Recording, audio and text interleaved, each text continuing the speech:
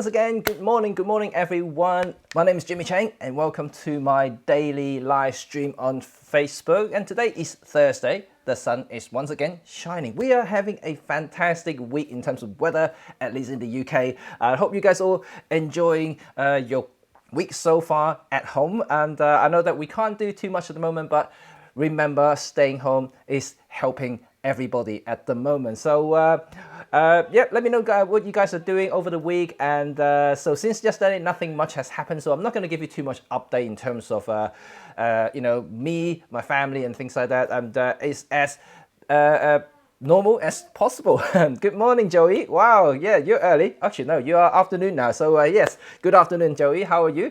Hope Hong Kong is all right as well. I heard that you know, you guys are having some issues as well. So yep, stay safe. Remember, and everyone, I just really from the bottom of my heart, be healthy and be good, and we're trying to get through this all together. So I'm here trying to give you some information, some entertainment hopefully, and maybe some education in terms of photography and filmmaking forever in this channel. So hopefully we can do something together. So you saw that short film that I just played, and if you guys haven't seen it before, and it was a little short project that I did for a friend of mine, Dan, who based in Nottingham. He's a leather artisan, so he make leather goods. I actually mentioned his name last week in one of my streams. I promoted basically his services to make leather goods for basically anybody, and he make a leather strap for camera like this one here. This is actually a very good strap, and I've been using it on my pen for a long time. And also like normal camera strap, he does leather bags and other things as well, and it's made to measure, made to order, can be personalized like down to the stitching colors and everything like that. You can put your initial names, whatever you want, give him a shout. So a big shout out to him, and that project is fantastic. I love it.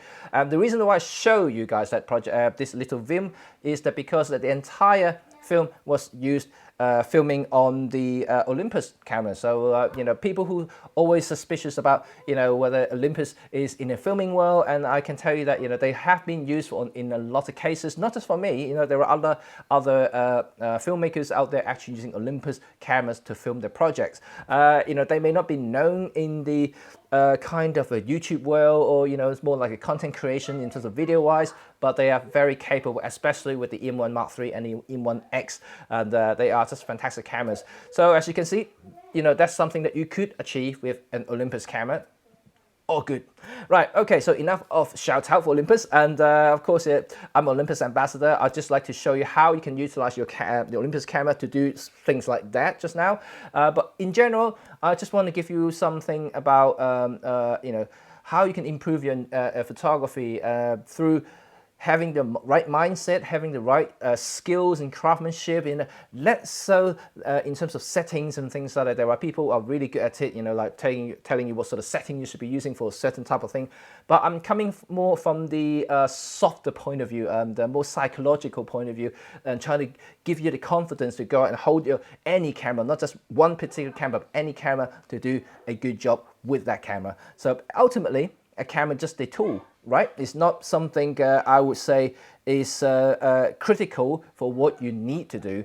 A really good photographer can use any camera to take good photos. Okay, so I think I kind of mentioned something that right at the beginning of my first stream, started about 2 weeks ago, and I asked you guys if you guys wanted me to do another language, because my mother tongue is not actually English, and my mother tongue is Cantonese, because I'm from Hong Kong.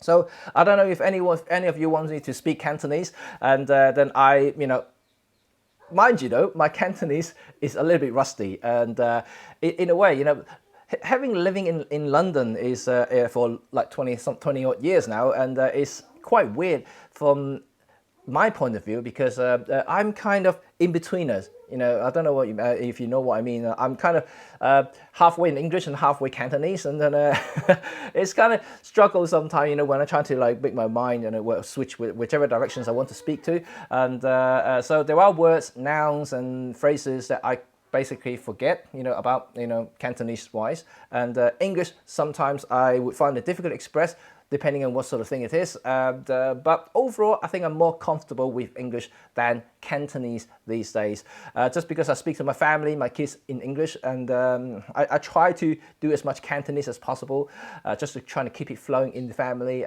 You know, especially with the younger generations now, they could easily forget about Cantonese, and so I try to keep it. I try to keep it. But as a bonus today, and I'm going to tell you a little bit of a surprise. I'm not entirely sure if you're ready for it, but I'm not sure if I am ready for it, and I'm going to tell you a little bit about that later, right? Okay, so what is today? So today I want to talk to you a little bit about filming with Olympus gear, and hence why I showed you that video earlier. Is a pretty amazing stuff that you can do with your Olympus camera these days, especially like streaming that what I'm doing right now, and you can see that you can really get some professional kind of cool looking streaming effect just straight out from your Olympus camera, as long as your camera has an HDMI output, because you will need that to basically hook up between the camera to your computer for that streaming. You will also need another gadget called the Cam Link as well, so something similar. Basically, they are what I would say the kind of signal translator. You know, it needs something to translate into your computer, so the computer will recognize that's a video feed into the application that I'm using right now. So there are a few things I want to talk you through that and how you can achieve things like that at the moment. So first of all, of course, a good Olympus camera, and I mean, any camera basically, any camera with a HDMI out is okay, but what I'm using now is the EM1 Mark III. The reason I'm using that because I'm actually using autofocus, and like I mentioned many times already in the previous streams, it's really good in terms of focusing, because I can do, you know, like, you know, just holding up like that in this, focusing on the subject and bring it back out. It will focus on my face once again, once it detects it. So it's actually a very smooth process to do it, and it holds onto your face quite well. That means that you can do something slightly more dynamic. You don't need a person behind the camera to control the focusing points and things like that. So that is awesome. And secondly, of course, you will need that dongle there, and a fairly powerful computer. Right, I'll tell you right now why that is, because I can read Chinese, Joey. I can read Chinese, certainly. I can read Chinese, not a problem at all. I can actually read Chinese better than speaking Chinese. And well, I can still speak, just not as smooth as I want it to be. So in terms of gear-wise, and so the reason why I said that you need a slightly more powerful computer is that the dongle that I just showed you, that little dongle thing, Cam Link, is basically just a little translator, but it doesn't encode the video signals into a compressed codec, so for streaming purposes. So that means that your computer will have to do the hard work of encoding the actual video signals into a format that the web will understand, and subsequently, like what Facebook is doing now, reading the file. So you need something fairly powerful to do that in real time. So you always find that the computer heats up quite quickly when you do that, and my computer does exactly the same thing at the moment. The fan is kicking in. But there are some other devices who actually do the encoding for you. So like the computer will be less strained in a way, but then the device would also be more expensive. And most likely you're going to have a 1080 encoding output, and instead of the Cam Link at the moment can actually translate 4K, but then your computer will have to do all the 4K encoding. So that will be a very kind of high, sort of hard working codec. So that's something that I'm making sure that my computer can handle it. So far so good. I don't see any problem with it at the moment. I'm actually streaming 2.7K, and so that's why you can see the image is actually quite sharp. Then of course you need light source. Like I mentioned before, you can use windows. If you're right by the window, you can use window light. That's not a problem with that. But at the moment, because I'm just to be like a little bit of a perfectionist, because I like to control all the lighting output. So I have an artificial key light here, which is a newer LED light, just basically shining on my face. So in case the window outside light changes, like if they're suddenly going cloudy and things like that, so the light level dip, then you got a change of exposure, and I always don't like that. I just like consistencies, and that's something that I enjoy. Good morning, David. Thank you for your coffee. and yes, mentioned about my coffee. That's my coffee link there. People have been buying me coffee, so really thankful for that. So hopefully that's kind of like the basic thing that I told you about, how you can set it up. Of course, I also use an ND filter as well. Why is that? And well, this is something more like a filmmaking issues, and I like to keep the frame rate lower, and just to give you slightly better, smoother motion blur compared to skip frame when they're streaming, so that would look quite horrible. It's okay when just like standing talking, but I like to move my hand a lot, and this will make it just slightly more filmic and just better in general. Okay, enough for the setup. So that film that I just showed you at the beginning was using EM1X and EM1 Mark II, because when I filmed that short movie thing, and the EM1 Mark III wasn't available. In fact, the EM1 Mark II that I was using there, I was still running the 2.3 version firmware, so it wasn't even the 3.1 to 3.2, because as of 3.2 firmware, the autofocus is as good as the EM1 Mark III. So if I had the version 3 firmware, that would be amazing, but no, it didn't. But it still worked. You can see it was actually very, very good. So sometimes I use a whole bunch of different cameras depending on what I need. So the one that I'm holding on right now, this is the EM5 Mark III. I like to use it on gimbal. You can see the base plate here, and this is the gimbal of my choice. This is the Olympus, and with the wireless video transmitter. So the reason I like that, because it's just lightweight, and once you mount the camera onto the let me just try to show you how that works. So once you mount it on, it's just amazingly light and small. And when you're using on a gimbal, like you could just see, this is really lightweight setup. I do like this. I know a lot of people, like, they are, you see on like YouTube's and other videos, people are using bigger cameras, like these full frame cameras for doing gimbal works. They all output about 4K. I understand, there are certain aesthetics inside that, but most of the people who use gimbal would just shoot wide angle, and so that alleviate the problem of having a shallow depth of field where you shoot wide angle. That's the same thing anyway. But I like to use this just because it achieves the same result, if not better. And also the battery inside this, and in fact this can hold bigger camera, but I use it on the Micro Four Thirds system. The battery would last almost double because it doesn't weigh too much, and then the gimbal can actually handle the weight perfectly okay, especially if you do some crazy 360 spin things like that on the gimbal, and that is not a problem with this setup whatsoever. So that's why I like using it, and it's a perfect, what I would call it, the gimbal camera, the EM5 Mark III. So, Chris, you're better than I can't be Chinese at all. I speak it quite well. You do speak very well, Chris, and yes. So talking about Cantonese and Chinese, and well, I do have a surprise for you guys, and I know today is not about photography, it's more about filmmaking, but since I'm here anyway, I might as well do something kind of fun, I might as well just have some fun with this live stream, right? So the surprise is that I have found an old karaoke tune on YouTube. So if you guys want it, I will sing it, right? I haven't sung for ages, and only one of you say yes, I will do it. But if I'm really terrible, if it makes you cry, if you like, please don't blame me. If your kids are screaming in the background or whatever, please don't blame me. I just don't know, entirely up to you guys. I'm not forcing you to listen to me singing, and it's Cantonese, so it's something that I keep doing it while having a shower. So that's my practicing so far, as long as Cantonese goes. And so at the moment I do listen to Chinese news sometimes, but I don't always do it, and most likely just English all the time. So that's probably why my Chinese is getting a little bit worse by the day. Before we do that, another camera that I want to show you guys is this. This is Penf, and so I really enjoy this tool. This is a tool. This is a street photography tool for me. Some of you guys may have seen this. I've been using this for the last few years now.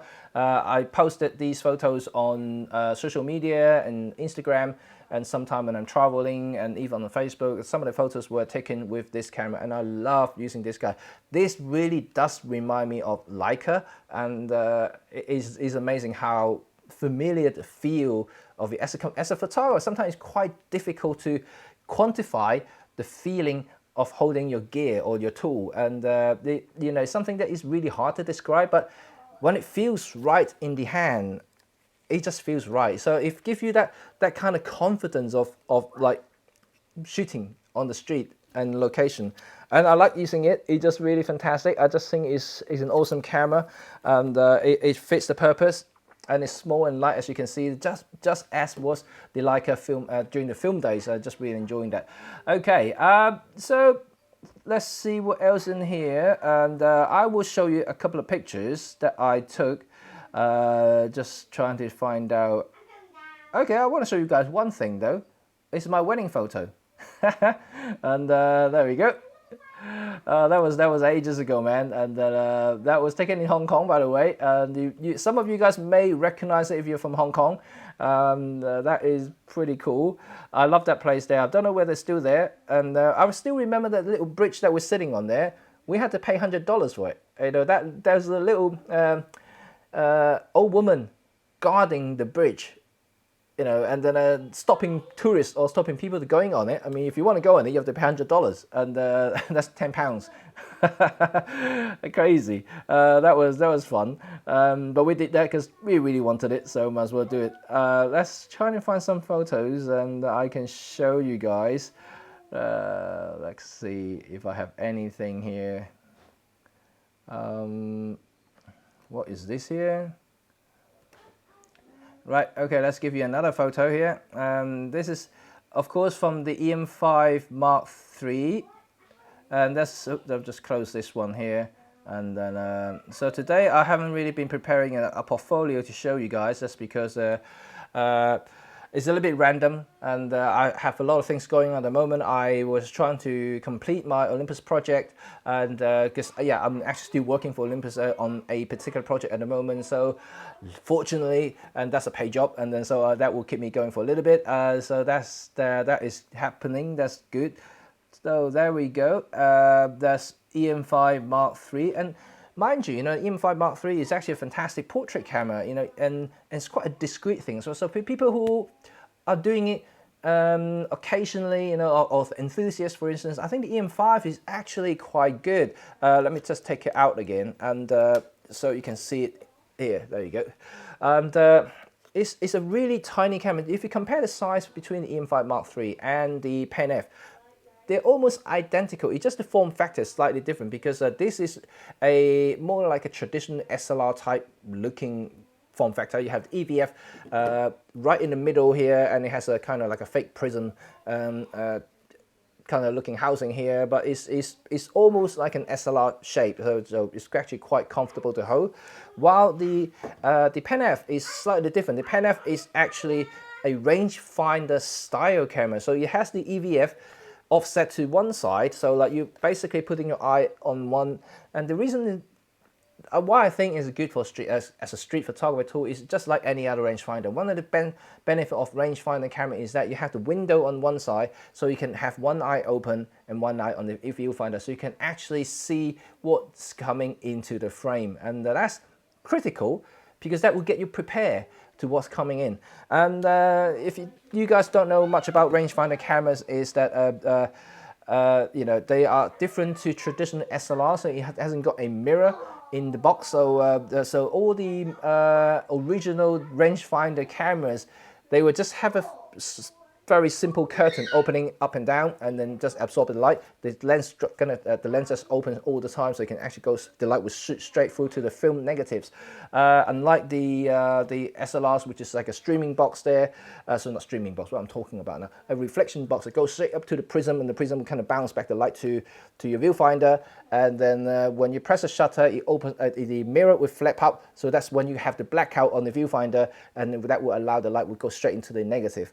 Same thing happened to the digital, and so that's why, if you think about like a mirrorless camera, in fact, the Leica Digital was the very first mirrorless camera. If you kind of thinking about mirrorless, because that means no mirror box in the body. So there you go. So, but that's why I like it about the Pen F. It's just a street photography tool. If you're into street photography, it's really cool, and it's still a very capable camera. And even though this was launched in I think 2015. Something like that, and it's still a fantastic camera.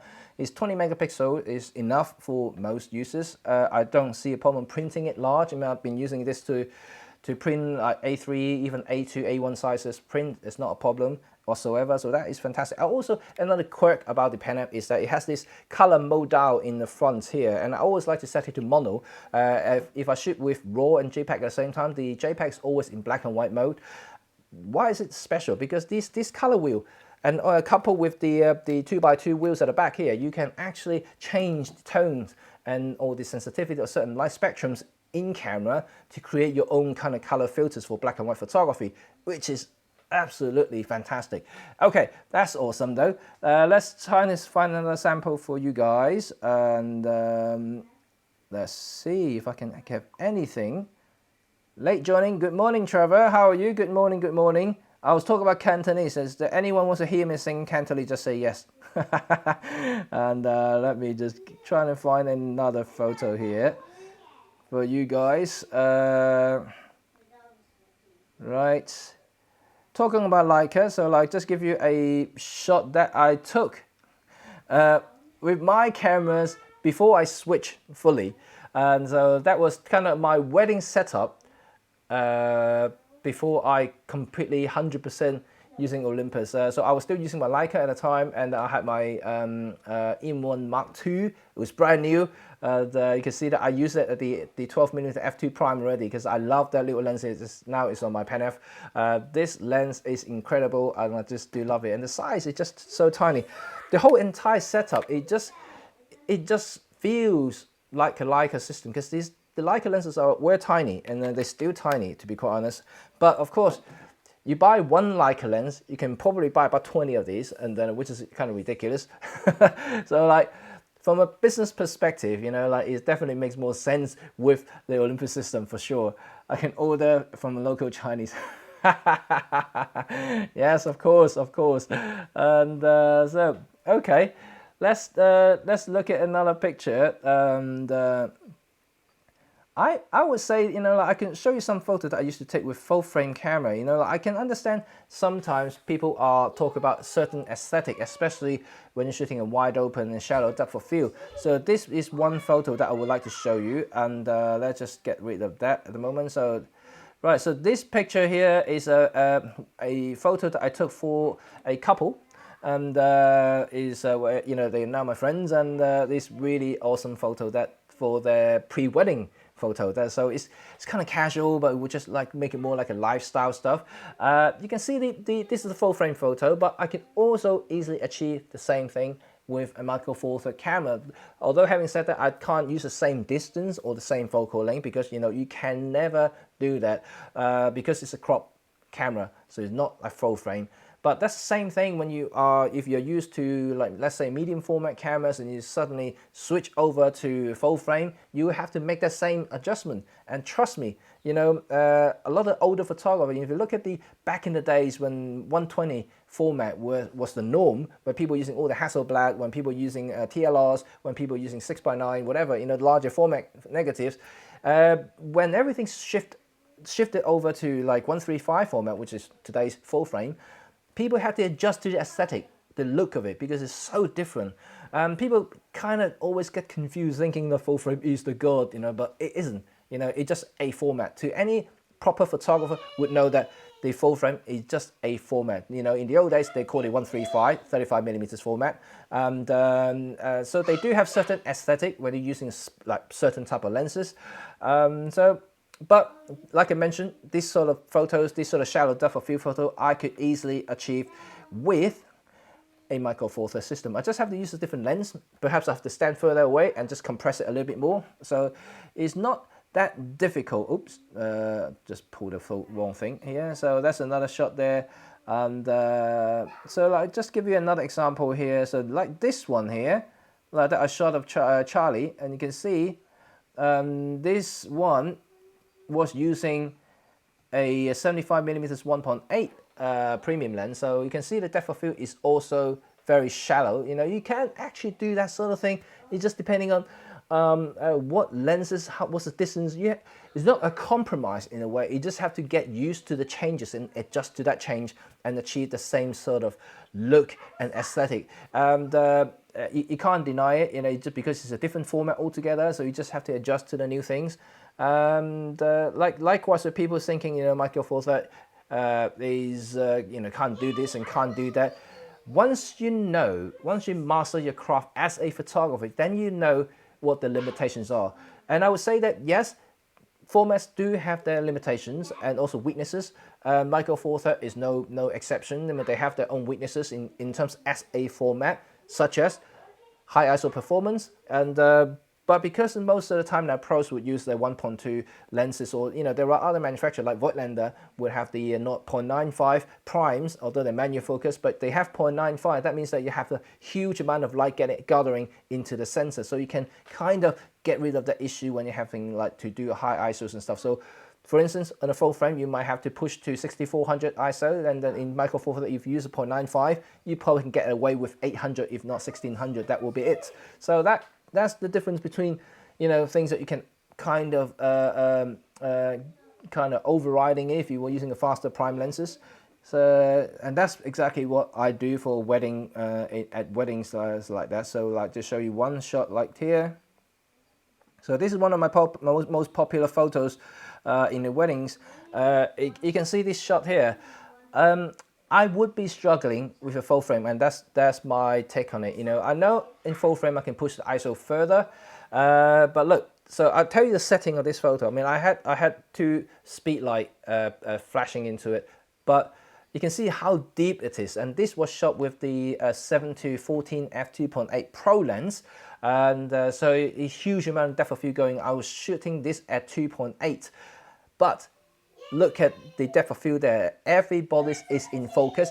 You can even see the faces at the far end of the photo. And this is fantastic for indoor shots for Micro Four Third. So if I use my Canon 16-35 f2.8 L lens that I had before, this shot I will have to stop down to 5.6 if not 6.3 to get the same depth of field. That's to start.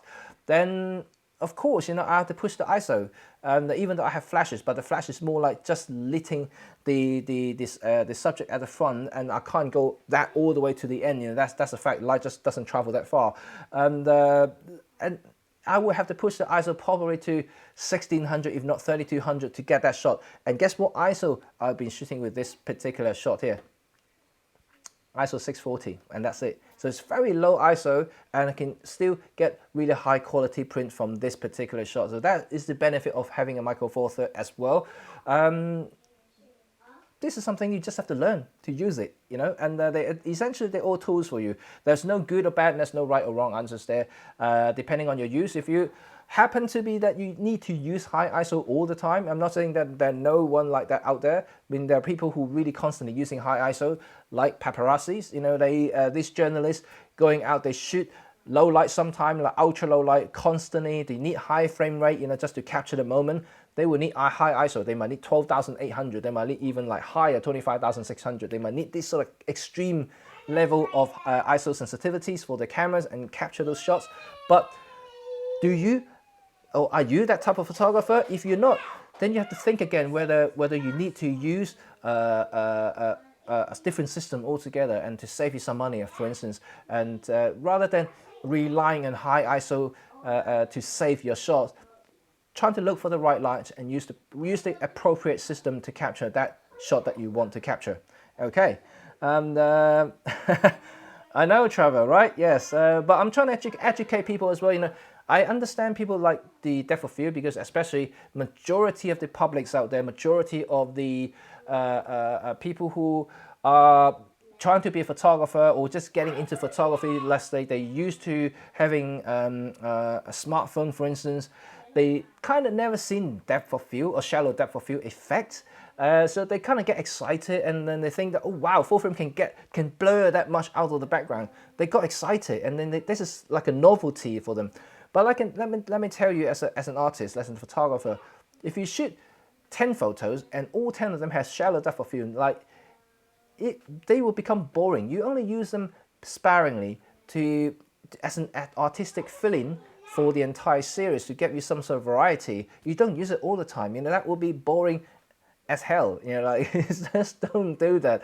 And yeah, you just need to use a good variety of shots, and using different effects, different focal length, to complete your series. So that would be my advice. So let me give you another photo, just for instance, and give you an example.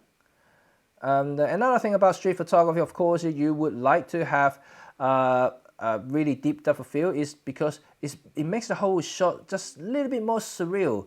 And like for instance, this shot here, and I kind of miss the outdoor now. I just keep looking at outdoor photos. Is that, you know, you see people's reactions, and you can you know, you stop down to f4, even f5. Basically, entire scene would be in focus on the Micro Four Thirds system, and I think it's nice because that's how human eyes see things, to be quite honest. And it's not until, you know, like the Hollywood starting bringing in that sort of a shallow depth of field, that's what they call it, cinematic, because it just looks cool. This is something that you can't see in real eyes, and then that's something that people crave. You know, think that that's the holy grail of photography because of shallow depth of field, but that is not it. I like to see things that my eye sees normally, and this is exactly what it is. And sometimes deeper depth of field can also help you in terms of composition, because usually if you look at a lot of the older photography magazines or photography books or teaching you photography, they will also say something about shallow depth of field. And some of you, you know, already trained up, you probably know exactly what I'm going to say is depth of field, shallow depth of field can help you get rid of distractions and try to help you focus on the subject.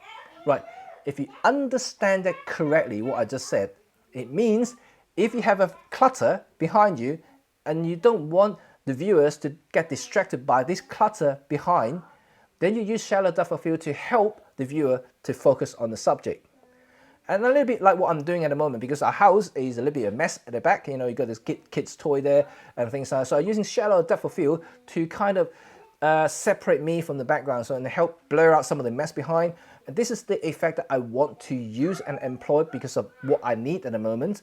But in reality, you know, if you look at a lot of TV shows, you look at a lot of the films even, they're using really deeper depth of field, but they utilize lights, also the leading lines, and also the textures of the surrounding to help to create the focusing point. So not so much about depth of field, and you just always have to kind of understand when you should be using it, not why you should be using it. And then so that's something that, you know, I think all photographers should learn something about depth of field and trying to understand the usage of it. So for instance, you know, like this one here, the shot is a very normal generic street shot that I've done. And of course, you know, how I did it, of course, it's the lady right in the middle of the frame and just looking straight into my lens, and the two guys kind of balancing on either side, just having their head down. And then the shot, our tallest building in London, in the middle of the frame, helped centralize and focus that midline there and bring it into the lady in the front. So that's the kind of leading or you know, composition that I chose, and to create the focus rather than using depth of field. And also like to keep it surreal, keep it like not surreal, keep it more real. Like that's how everybody see things. You know, when you go on walking on the bridge, you will see everybody's faces. You know, it's not something that suddenly your eye will become a cinematic lens and just like, cool, oh, I only focus on one thing and not everything is blur. It doesn't work like that though, does it? So this is way more real. So I just prefer that look much more than a shallow depth of field lens. So, but when it comes to the shallow depth of field, I'll give you one, maybe two examples of really shallow depth of field, just to give you an example. And give you like this one, not a person, it's a camera, and but something like this could be fun, you know, like so once again, this is actually from a Micro Four Thirds camera. I was using another EM5 Mark III to shoot a EM5 Mark III camera, and so it's good to highlight something. In this case, I'm actually highlighting the front of the lens and the sunrise color. So this is something you can kind of do as well with shallow depth of field, is to create a focusing point, but not to overuse it, just to make it everything looks fake basically. Let's try to get you another one here. I think I've showed you this photo before, but let's show you. That's a slightly different composition. This one's slightly different. And so this model that I shot here in Austria. So once again, It's a relatively shallow depth of field. I wouldn't say overdone it. And this is what shot, I think it was 2.8 or even 3.5 on a 45mm lens. And but I utilized foreground interest to create that textures and depth there in the photo. So in fact, it was quite deep, the depth of field, not actually that shallow.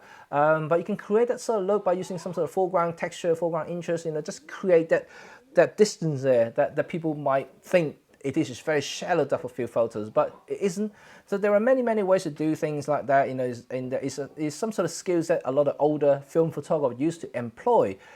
Because let me tell you something, in the olden days, and film photographer, we never really used ND filters to photograph.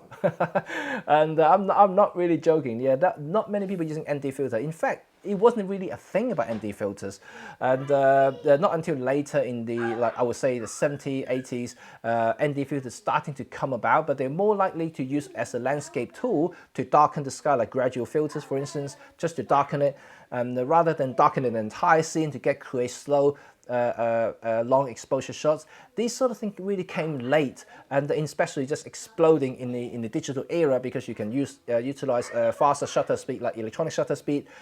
So having an ND filter, you can create ultra shallow depth of field in bright daylight, and then also like ultra long exposure shots in bright daylight once again. This is something that didn't exist in the film days, and so no one really thinking about that in that respect, and they all train with using the eyes and composition, to using texture, leading lines like I mentioned, and lights and shadow to create the photo, rather than using depth of field. And depth of field was really a byproduct of using wider aperture in low light. It wasn't really something that they really just basically, oh, I want to shoot 1.4 in midday. They don't do that in the film days. I've never seen anybody did that. They just use the proper texture, proper background to do that sort of thing. And if you really want to shallow depth of field, that's when they're using 120 Hasselblad and then things like that. That's something that they would do. Okay, what else though I would like to show you guys? Just an example and about using light. And right, okay, this is not a very good photo, but I would just find it funny because it's got a hole in the mushroom that I found on the floor. But so happened there's a little light coming through the little gap there, shining onto the, hi, good morning, Jason, to the mushroom. Just little kind of beam light coming straight down to it. So once again, there was no vignette that I added in post, and it was simply a natural photo that I took. So this is something again that I just want to show you guys, that using light, looking for the right light to compose the photos is the best things to do. Like I mentioned multiple times already in this series of live stream, do 90% in camera and then spend the 10% in post, and that way you save you a lot of time to start with, and also train yourself as a proper photographer, learn everything about photography. Just do that right in the camera as much as possible. And so that is my thing here, and let's see what else I can show you guys. And right, okay, I'm just trying to find one photo that I would be able to show you. Thank you, Jason. Thank you. You enjoy my YouTube. Thank you very much for that. And yeah, join me here every day, and I'm always here. So Monday to Friday, 11 to 11:30 a.m. I'll be live streaming here, talking about photography, Olympus, Michael Four Third, photography in general. So if you want to become a better photographer, I'm here to answer questions, and it will be really awesome to do that. I think it's knowledge I'd like to share with all of you, free of charge, of course. If you'd like to pay me, of course, I'm welcome. My link is up there. And just joking, it's not obligatory, and you don't have to do anything. And let me just show you guys some photos. Where is this? Where is it gone?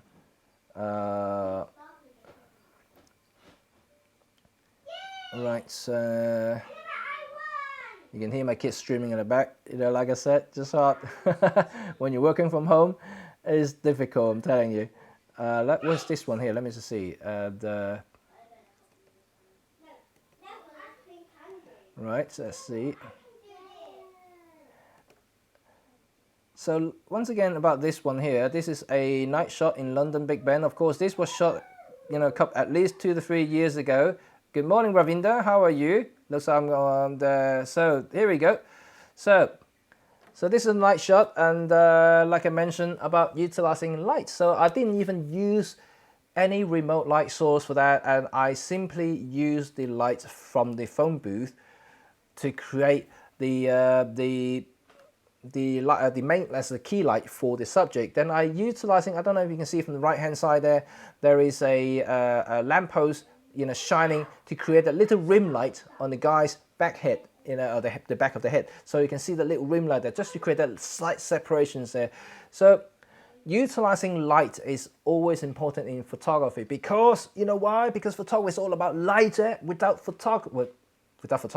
light, there would be no photography. Yeah, cool. Yeah, that's why I really think don't rely on ultra high ISO to rescue or to create your shots. Look for the right light. Did you get it? You have to make sure that you get that.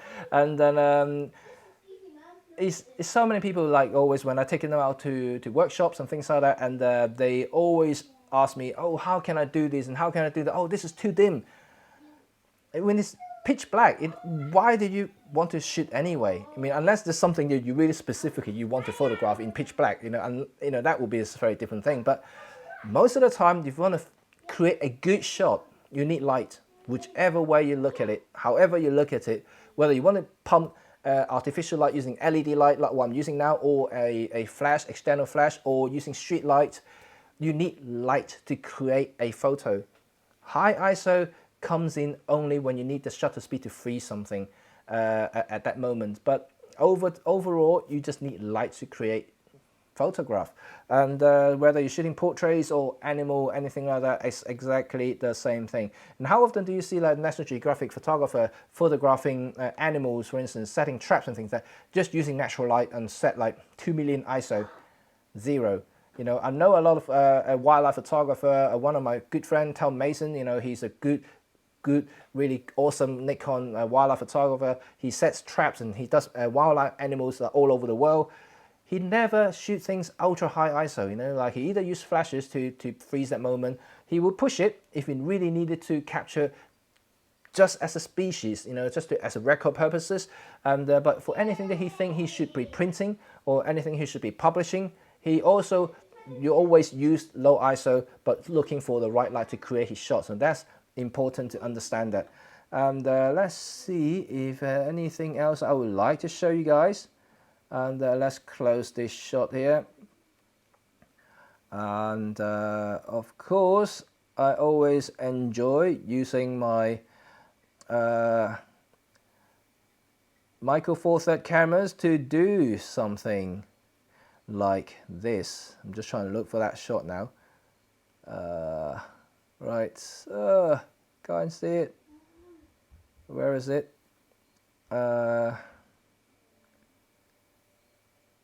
Oh dear, I can't find it. Oh yeah, something like this maybe. Yes. Right, remember lights and shadow I just mentioned about. So there we go. This is one shot that is simple theory of light. And black and white photography is, of course, there's no color anywhere in the frame. And so why would I do this shot as an educational example? Is that you can see where the light is, and you should be aiming for that light. So so in this particular scene, of course, I just stopping by in central London, and I saw this strip of light coming through in between buildings, and you see this gentleman, very smartly dressed and all by himself, having these postures, like standing really straight and walking through straight across me. And I thought, that may be a good example just to show people like using the right light to do certain things. And because in black and white especially, you really need the light and shadow to create the textures in the photo. And in black and white, you just need that exactly. Sometimes people may see, oh, shooting in midday or very harsh light can be bad. But in black and white, or especially in street photography, is actually working. So it's actually very, very nice to have harsh shadow sometimes, just to create that ultra oomph, that punch into the photo. So that's something. Similarly, I just want to show you this particular one here. Nothing special, but I just want to try to highlight that you can use these lights to create interest in your photo as well. Like leading line, but in this case, there's leading line, obviously just a fence, but the shape of the light coming into the bridge, and also highlighting the holes underneath the bridge is a perfect example of using that skills, that sort of composition techniques. Yes. Okay, let's find another one here. And of course, the leading line, let's talk about the leading line a little bit. So this is another shot that I've done with Olympus cameras. And one thing I like Olympus camera that you can do very slow shutter speed, especially with the later camera like the EM1 Mark III and EM1X has the live ND features, which is fantastic. So this shot was shot in the EM1X using live ND. So you can see the bus behind was blurring. I was using that particular feature, and also the leading line is actually the puddle and also the line on either side of the puddle. So you can see that line coming straight into the subject itself, and also the building line all aiming to him. And so that is a very straightforward shot and shot at a very low angle. So it's a very simple thing to achieve, but this is something is really fun. I love ND, live ND features on the Olympus camera. That's because you can do this sort of effect in bright daylight. That's awesome. So you don't have to carry an ND filter. Oh, what happened to my thing? Oh, there you go. Oh, okay. Right. Okay, let's see if I can get another shot to show you guys before I end today's stream. I had one question before about people asking me about using the Olympus camera with the older legacy full-third lenses, and the answer is yes, you can use it. Not a problem at all. I do use it a lot for portrait work. Let's just show you this one here. So this particular photo, you can see me using the EM1 Mark II with the legacy, legacy lens, and also a legendary 35-100 f2 zoom lens back in the film, not film days, but full-third digital days. It's a phenomenal lens because it's f2 zoom lens, and it's got huge light capability, light gathering capabilities. You can blur out. It's got fantastic bokeh. So for portrait work, this is actually really awesome as well. And good morning, Ken. You come from a film background. When you shoot digital, you do intentionally decide to shoot with black and white color. Do you shoot and decide in pose? Just wondering. Okay. Interesting question. Right, okay, let me just finish off this one. So the answer is yes, you can use full-third lenses, but you will need to use an adapter for it to work. So you need either from Olympus, you can either use the MMF2 or MMF3 adapter. You can use MMF1, but if you want to retain the weather seal capabilities, you will need to use the MMF3 because it has the weather sealing ring on either side of the adapter, so you can still use it in the rain. So that's really good. So that's to answer your question, Ken, and let's bring up your question here. Okay, cool. So I actually do use black and white first. Funny enough, because it's something that I got trained up with. Even in digital camera, I actually set my camera into black and white mode. And I shoot JPEG and RAW. So that means that I have a choice either in post if I really want the color version of it. But for composition purposes, for looking for light, remember I talked about looking for light. I would always like to use black and white preview, so that all my viewfinder look at things in black and white in general, so I can see where the light is. So because sometimes in colors you can't really see the light that well, it got distracted by all sorts of different light sources. But when you switch to black and white preview, when your EVF turn into black and white mode, you suddenly things become a lot clearer where the light is coming from, and that's how I compose my photo. I see it a lot clearer in that sense, and so I will decide what version I would like to use, but for my creativity purposes or for my composition purposes, I would like to use black and white preview. But by doing that, you will need to set your camera to shoot JPEG in black and white mode first, because that's how the camera sees things. And then, but when you shoot RAW, of course, it removes all the color profiles and color filters. It's just basically a flat color profile file for you to edit later on. So you can still do black and white or color in post afterwards. So that's very easy to do that. So that's hope I answer that question. So let's see, are any disadvantage using live ND over using physical ND filter? Yes, there is. Okay, let me give you Trevor's question here. There is actually a disadvantage of using live ND filter, because if you look at the actual effect itself, For instance, if you go to coastline and or even like shooting a long exposure of a river stream, if you use, let's say, even an ND64 ND setting in the camera, like trying to manipulating the ultra long exposure shot, you will find that the stream is just ever so slightly not as smooth as the real thing. If you use a proper 10 stopper from a physical ND filter, and then using ultra long exposure shot, let's say 30-second or 15-second shots, and the waves, the stream itself, the movement is actually smoother. The reason is because in live ND, because it's a computational photography, you will basically the camera itself or the computer will try to determine where the things are going. So they would basically, it will start observing where the movement is, and then overall it will try to fill up the gaps in between, interpolating it, so to create that sort of like slow motion effect, blurring effect. So it's that because sometimes you just can't expect things to be that smooth, and then and so that's why you just can't ever so slightly just not as natural to look at. But for a short period of the time, like for instance the shot that I just demonstrated, the bus moving a little bit, live ND works very well because I'm not talking about like 30-second exposures artificially, and I'm only talking about like maybe 1 second or 2 seconds artificial live ND shot. So this is different to like 30-second. If you use a 2-second exposures on a normal ND filter, you probably get very similar shots to what I did with that shot that I just showed you. So hopefully I answered that question appropriately. So yes, there is a downside to it depending on how long you want to do your shots or how long you want to expose your shot. So let's see, Chris, when you're shooting film, were you more Fuji? All right, okay. Okay, right, I can tell you that I'm more of a Fuji guy.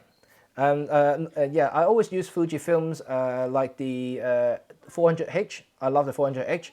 And also love the 100 Reeler. I don't know if any of you know that film. And it's a fantastic in ultra sharp negative. I love that negative.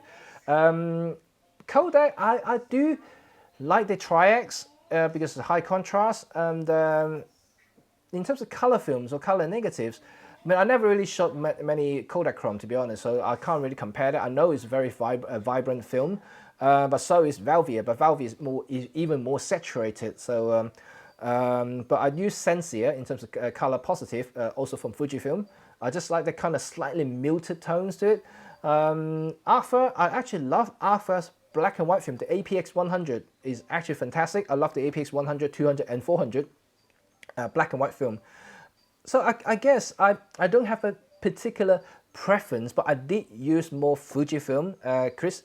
So that's it. You know, I still have a whole bunch of film in my fridge, and I just haven't really had time to use them because these days, you know, it just the convenience and also the cost. You know, have to go out and post them out to develop. I have a development kit here, but I just haven't developed any film for a long time. I might actually ruin some films. I don't want to do that because they're expensive. You know, in England, we have to pay like nearly £15 a roll now. I still remember the days when I used to pay like only £3 for a normal superior Fuji negative, but now you have to pay like £9 for that basic film. That's so expensive, not easy. Okay, let's see what else I can talk to you guys about before I end the thing. I'll nearly talk about an hour now. Whoa! Right, let's see.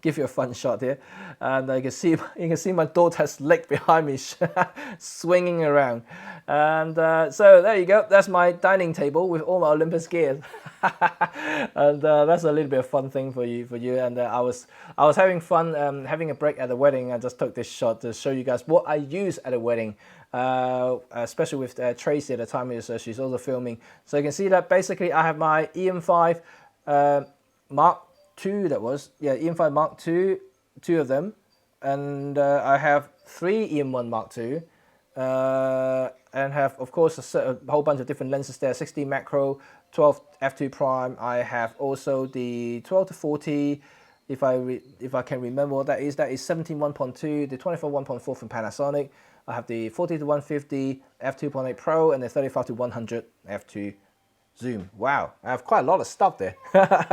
Well, that's between two persons, so that's not just me. So that's why we're carrying so much sometime at the wedding. Just because we sometimes need similar shots. I don't know if you remember these things. Way back when the original EM1 Mark II was launched, and I was invited to that launch event to play around with the Pro Capture, and that's one thing that you can do with the Pro Capture capabilities in Olympus cameras, because what it is that you try to pre-buffer the shots that you do before it actually happens. So when you half press the shutter, you already start recording at whatever frame rate they decided, up to 60 frames per second. So that is pretty amazing. So like you always kind of almost impossible to miss a shot. So even though like even the best human being can probably have like a 0.5 second delay in terms of reflexes, but because of that, you can still capture shots like this, and which is kind of amazing. I was super rubbish. I know that a lot of my colleagues and a lot of the journalists who were next to me get a perfect shot of them hitting the balloon. I was just about after it, but even that I can still capture something like this. That's ridiculous with the Olympus camera. I love that feature. And I actually use Pro Capture quite a lot for something, and for certain type of shots. Anyway, okay guys, and I think I'm gonna end the shot with end today's stream with this particular photos, because I actually did that the other day because I got nothing else to do. I just want to show something. No, not show something. I just want to capture something in the back garden, and I found this robin, and so I just used the 40 to 150 with the MC14 1.4 teleconverters to capture this shot, and it's so cute, isn't it? I just love it. It's just so cute. This little robin. It's a bit wet though. I don't know why. Don't know where it's been, and but it's so cute. And I just love cute bird like this big fat thing. Okay, cool. If I'm doing food, okay. Jason has a. Let me try to answer this before I end this. So if I'm doing food photography, do I need a macro or my prime lens will do? Well, that is an interesting thing, because depending how close you want to shoot your food, if you need to shoot really close, like detail shot of the food, then you may want to consider macro lens. But I think in general you'll be fine with the prime lens, because the one good thing about Olympus primes is you can shoot quite close anyway, like 15 or 20 centimeters in terms of close focusing capabilities. So it's actually quite close already. But the problem is, you know, like when you shoot up close like this, you will get a little bit of distortions depending on what lenses you use. So you just have to make sure that you get the correct compressions, correct perspective when you shoot food photography. You don't want your food to look kind of weirdly bulging out and things like that. So I know a few food photographers, really good food photographer, and I always see them using a prime lenses, or sometimes they use the zoom lenses, the 24-70 as like the general full frame thing, and or in micro four thirds would be 12 to 40. They just use that lens to basically set the right distance to make sure their food looks good. Shooting food is almost like shooting portrait, so you don't want it to look awkward. You know, when you, let's say if you use the ultra wide lens, you know, you're gonna go up close to a person, you will always find that the face kind of bulge out a little bit, kind of look really weird, like your nose is extra big, the eyes kind of separated. It looks weird. You don't want the same thing happening in food, and you want them to look pretty and nice, so you always want to go back a little bit, have a little bit of distance, and then use, if you want to get close, use a longer focal length to get close rather than moving in, so you get a better compression to make everything just more like presentable in front of the viewers. So it's always good to do that rather than going up close.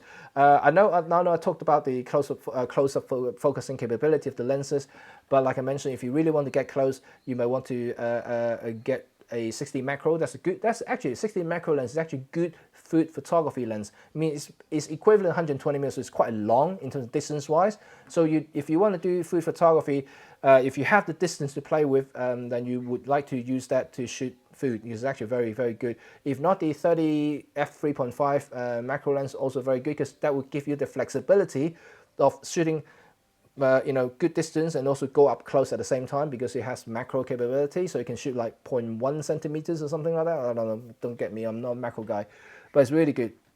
So I hope that answered your question. Yeah, generally just study some food photographers, how they work with the photos and things like that. You will notice that they don't usually have a wide angle lens and just go up close like that, and they usually shoot from distance. And I noticed majority of the people that I know who does professional food photography, they would use a standard lens, 25, which means or 50, or 24 to 70. Sometimes they shoot a bit longer, depending on where they are, to get that perspective, get the compression here. Let's say if you want to shoot a cake on the table and with the kitchen behind, you really want to use a longer lens to compress that scene to get a little bit of the kitchen elements into it. And also just using, this time, using depth of field. Yeah, using a little bit of depth of field there to blur out the background a little bit and just to get the sense of the kitchen, but not over detailing it. And but focus will remain on the food itself. That will be quite a nice shot. So hopefully that will answer your question. But in the meantime, I have taken over an hour. My goodness, this is the longest stream I've ever done. And okay, so until then, I think I should better end here. I don't know, man. Today, my head isn't flowing properly. I don't know. I don't have an idea why that is. Maybe because I slept late last night. I watched Vin Diesel's new film, The Bloodshot, and it was a weird film. But then I watched it. It's more like Groundhog Day kind of thing, and but it's Vin Diesel. I kind of like him, and I think he's actually a pretty cool actor. Anyway, enough of that. I think I'm tired. I think I'm just tired and confused. I didn't drink any alcohol this morning, so hopefully that you guys are not confused too much.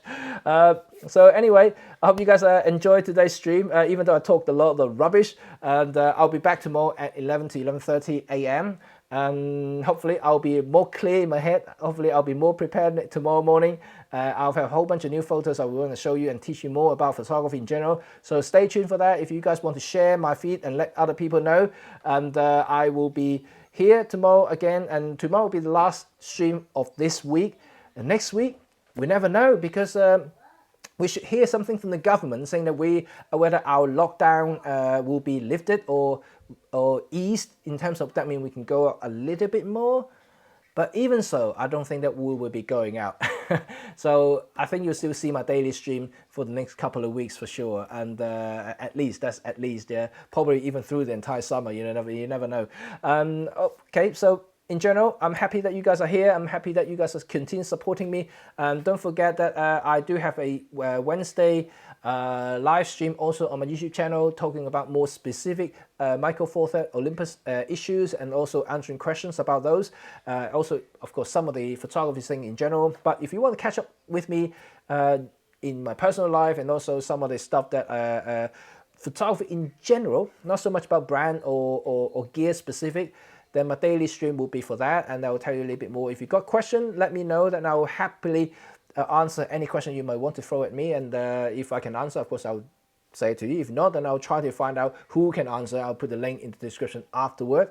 So also, I would like to engage you guys. I just want to show me some pictures of yours, and I do want to challenge you guys to get a long exposure shot, handheld. I mean, if you guys are Olympus guys, and you can probably do it very easily, but I know these days everybody who has the newest camera since the 2018, 2019 would have some sort of stabilization in the camera already. So you should be able to do some handheld long exposure shots to some degree.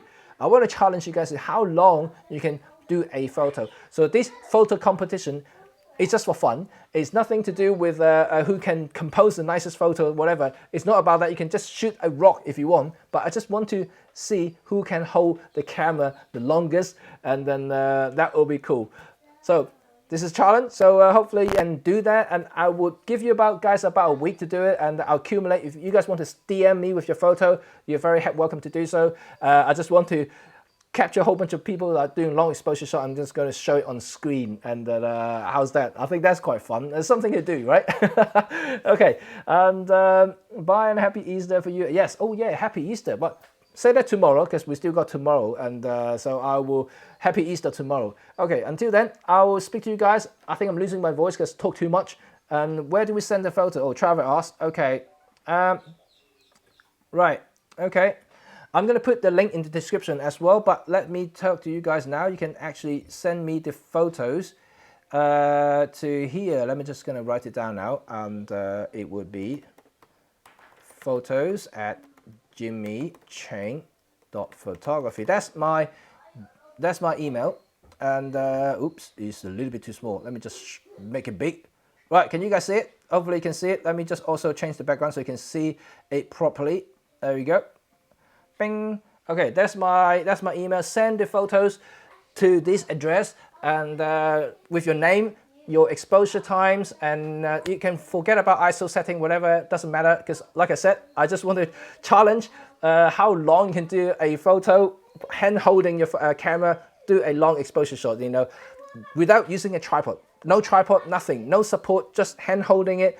And like I said, it's not about artistic approach, it's not about composition. I'm not judging anything, it's just for fun. You just want to see how long you can hold the shot.